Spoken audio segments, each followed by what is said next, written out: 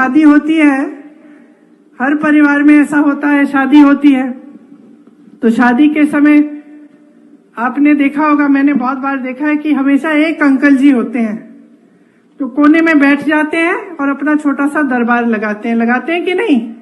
होते हैं ना। जो भी बोर हो रहा होता है वो कहता है कि भाई सुनूं मैं अंकल जी क्या कह रहे हैं, जाके सुनते हैं कि अंकल जी क्या कह रहे हैं, आज कुछ ना कुछ नया तो लाएंगे। और अंकल जी सबको अपना ज्ञान देते रहते हैं, देते हैं कि नहीं, है ना।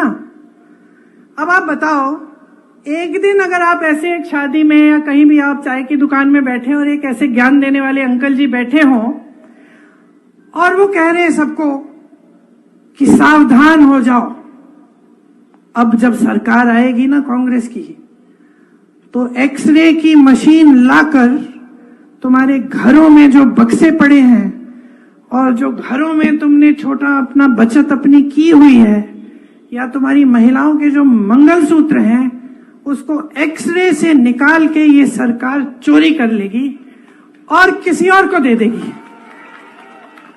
हंस रहे हो ना। मान लो किसी चाय के दुकान में या किसी शादी में किसी ज्ञान देने वाले अंकल ने ऐसी बात कह दी हो तो आप क्या कहते? आप कहते कि भाई आज तो अंकल ने बहुत बड़ी बात कर ली, खूब गहरी साजिश निकाल दी। हंसते ना, हंसते कि नहीं हंसते? आप कहते हैं कि क्या बकवास कर रहे हैं यार अंकल, कुछ नया सोचो। अब देश की परिस्थिति ये हो गई है कि उसी तरह से देश के सबसे बड़े प्रधानमंत्री जी, जो सबसे बड़ा पद ले रखे हैं देश में, जिनके पास सबसे ज्यादा सत्ता है, उस पद की गरिमा को, उस पद की गंभीरता को आधार बनाकर ऐसी बकवास की बातें आपके सामने चुनाव। तो वो सोच रहे हैं क्योंकि प्रधानमंत्री हैं, क्योंकि पद है, क्योंकि पद की गंभीरता है, वो सोच रहे हैं कि मैं ऐसे ही फिजूल की बातें करूंगा और पब्लिक सोचेगी कि ये सच है। ये सच हो सकता है?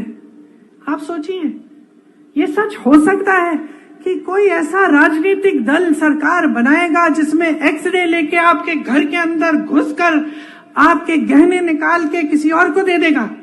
ये सच हो सकता है? अरे क्या इनको समस्या हो गई है हमारे न्याय पत्र से? क्या समस्या हो गई है? हम न्याय कह रहे हैं इसलिए हम न्याय दिलवाएंगे।